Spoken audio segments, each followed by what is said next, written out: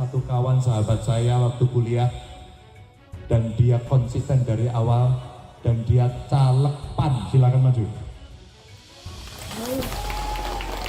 Aslinya Borobudur, sekarang tinggal di Cirebon. Saya nggak tahu ini kurang kerjaan kayaknya. Karena sejak awal dia mendukung saya, bahkan mau dipecat, kami tetap konsisten mendukung Ganjar Mahfud. Ya. Dan ini caleg PAN. Anda nggak usah khawatir, di Kabupaten Magelang nggak usah dipilih. Karena dapilnya tidak di sini. Tidak takut hilang jabatan, mantan Ketua DPD PAN Cirebon dipecat, ogah milih Prabowo dan dukung Ganjar. Orang baik pilih orang baik. Nah, ini pasti ada hubungannya. Apalagi kalau teman-teman media sebelumnya sudah membaca bahwa pemecatan saya ini berkaitan dengan rekomendasi dari Desi Ratnasari selaku Ketua PAN Jabar ke DPP, bahwasanya Heru tidak tegak lurus dengan ketum partai berkaitan wacana atau dukungan yang sudah dilakukan PAN terhadap ketum Gerindra Prabowo Subianto. Halo, selamat datang di channel Redaksi Jurnal. Ini cerita mantan Ketua DPD PAN Cirebon yang dipecat gara-gara mendukung Ganjar Pranowo. Seperti diketahui, PAN termasuk dalam koalisi Indonesia Maju pendukung Prabowo Gibran.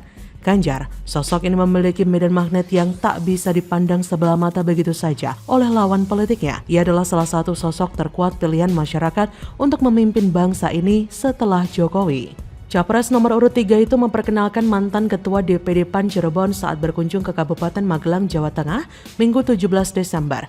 Heru Subagja dipecat dari jabatannya karena mendukung Ganjar Pranowo. Menurut Heru, saat ia dipilih menjadi Ketua DPD PAN Cirebon, identitasnya sudah sebagai pendukung Ganjar Pranowo.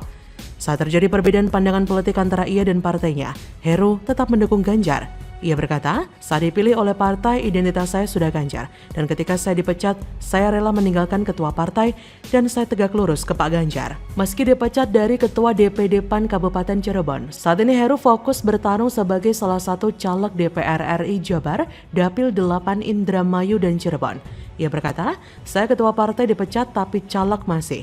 Heru mengatakan dirinya akan terus mendukung Ganjar Mahfud dengan segala resiko yang ada. Sementara itu Ganjar Pranowo saat berkampanye di Desa Candirejo memperkenalkan Heru Subagja yang merupakan salah satu caleg DPR RI dari Partai Amanat Nasional kepada masyarakat. Kata Ganjar, dan saya bawa sahabat saya waktu kuliah, dia konsisten dari awal dan dia caleg PAN, silakan maju. Sembari mengajak maju salah seorang pendukungnya. Iringan riuh tepuk tangan dari para pendukung, relawan dan simpatisan yang hadir di Desa Candirejo, Borobudur, Magelang pun mengiringi pria bertubuh gempal ini maju di samping Ganjar Pranowo. Kata Ganjar, dia asalnya Borobudur, Magelang tapi tinggal di Cirebon. Dia sejak awal mendukung saya, bahkan mau dipecat tapi tetap konsisten mendukung Ganjar Mahfud. Ganjar berpesan kepada para relawan dan kader PDIP di Magelang agar mengawal suara menjelang pemilu 2024. Ganjar tak ingin suara pemilih di Magelang dicuri menjelang kontestasi pemilu yang berlangsung tahun depan. Ganjar berkata, saya derek mohon titip Bapak Ibu, saya titip jaga rumah kita Jawa Tengah agar tidak ada orang lain yang masuk mencuri punya kita. Sekali lagi jaga rumah kita agar orang-orang lain jangan sampai masuk mencuri punya kita, kata Ganjar. Ganjar pun memastikan bahwa seluruh peserta memahami maksud perkataannya. Dalam gelaran Pilpres sebelumnya, Jawa Tengah memang menjadi penyumbang suara tertinggi kemenangan paslon yang diusungnya. Wilayah ini pun dijuluki sebagai kandang banteng. Hingga basis PDIP, Jawa Tengah kandangnya banteng, tegas Ganjar. Berkaca pada pengalaman Pilpres dekade terakhir, betapa peran aktif rakyat dalam proses seleksi pimpinan nasional berhasil mencarikan kebuntuan oligarki parpol. Buktinya, Jokowi yang berlatar belakang dari masyarakat biasa pun bisa menjadi presiden dan bekerja sesuai keinginan rakyat. Kita semua bisa merasakan hasil kinerja Jokowi dengan banyak perubahan fundamental. Perubahan ini harus dijaga oleh presiden penerusnya dari rekam jejak dan kinerjanya. Dan Ganjarlah yang memiliki banyak kesamaan kompetensi dan integritas dengan Pak Jokowi. Saya meyakini setelah 25 DPD Seknas Jateng merapat ke Ganjar, maka akan diikuti oleh DPD Seknas di provinsi yang lain. Jadi dalam beberapa bulan ke depan, kita akan melihat hangatnya perburuan Capres dan Cawapres 2024 dengan para relawan yang milih militan saling berebut simpati masyarakat. Dan kiranya bagi Anda yang masyarakat awam dapat menonton drama demi drama sampai klimaks. Bagaimana menurut Anda? Nah, yang paling sulit ini menurut saya adalah satu tindakan yang yang tidak kasat mata. Apa tindakan yang tidak kasat mata itu? Nah, bisa bentuknya dalam bentuk misalnya ya melakukan tiba-tiba politik bansos gitu ya. Politik bansos itu artinya menyebarkan bansos sebanyak-banyaknya gitu ya pada momen-momen krusial mendekati pelaksanaan pemilu gitu ya. Yang orang itu terasosiasi dengan kebaikan-kebaikan yang dialami oleh masyarakat kala yang bersangkutan memimpin gitu.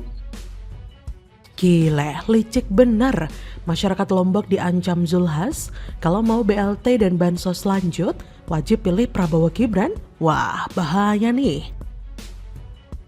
Mudah-mudahan nanti menang besar, menang mutlak di Lombok Tengah ini. Ya, saya terima kasih setiap hari tambah hari pendukung pemilih Partai Amanat Nasional dari milenial, kalangan muda terus meningkat. Dan luar biasa, saya ucapkan terima kasih banyak. Saya kira NTB ini akan menang mutlak. Ya, saya kira mungkin di atas 70%, salah. Lagi pula, program-program tersebut sebetulnya gak masuk akal secara anggaran. Program-program tersebut adalah janji yang gak mungkin dilaksanakan. Program-program tersebut adalah contoh dari janji-janji palsu. Halo, selamat datang di channel Redaksi Jurnal bersama JJ. Kita melihat bagaimana banyak sekali orang-orang yang sudah terpengaruh oleh hasil survei yang kemungkinan besar dan saya yakin 99% merupakan survei pesanan yang dilakukan untuk mengangkat salah satu pasangan calon pemimpin di negara ini. Bahkan upaya yang mereka lakukan juga mengintimidasi masyarakat loh. Waduh, kok ngeri banget gini ya? Ketua Umum Partai Amanat Nasional Zulkifli Hasan bertemu dengan para kader dan simpatisan di Lombok Tengah, Nusa Tenggara Barat, Minggu 10 Desember.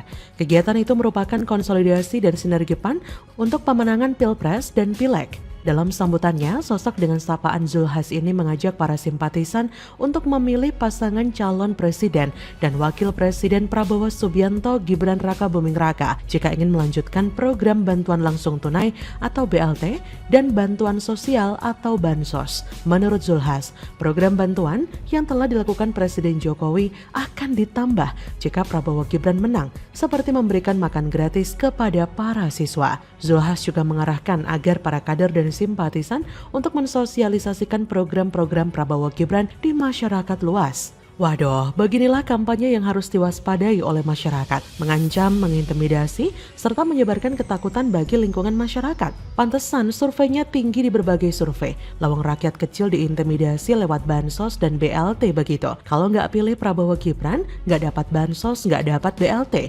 Masyarakat mana yang nggak kepincut coba kalau sistem kampanyenya kayak begitu? Masyarakat seperti dipaksa dan diancam bahwa kalau tidak memilih Prabowo Gibran, maka bansos akan dipotong dan terancam tidak mendapatkan bansos atau BLT. Ini adalah perang saraf atau perang urat nadi yang kelihatannya efektif dilakukan oleh para bohir yang sudah menggelontorkan triliunan untuk memuluskan Pilpres satu putaran. Strategi licik macam ini memang sangat efektif untuk memecah belah konsentrasi dari pendukung pasangan calon yang tidak membayar apapun. Sudah hampir 10 lembaga survei yang memenangkan salah satu pasangan calon yang terindikasi kuat melanggar hak asasi manusia dan melanggar etika dengan sangat amat berat. Tapi kalau kita melihat sejarah dan fakta-fakta lapangan yang terjadi pada 2014, memang sudah pernah ada berita kok bahwa bukan hanya 10 melainkan puluhan lembaga survei memenangkan salah satu pasangan yang ternyata di 2014-2019 jadi pecundang keok. Buat saya, ini adalah pemahaman sejarah yang tidak boleh kita lupakan, bahwa yang namanya Ganjar dan Mahfud adalah orang yang bersih dan harus dipilih oleh rakyat Indonesia. Terlepas dari apapun hasil surveinya, kita harus tetap semangat. Saya yang merupakan orang yang tidak dibayar apapun oleh Ganjar Mahfud, mendukung mereka dengan hati nurani yang bersih.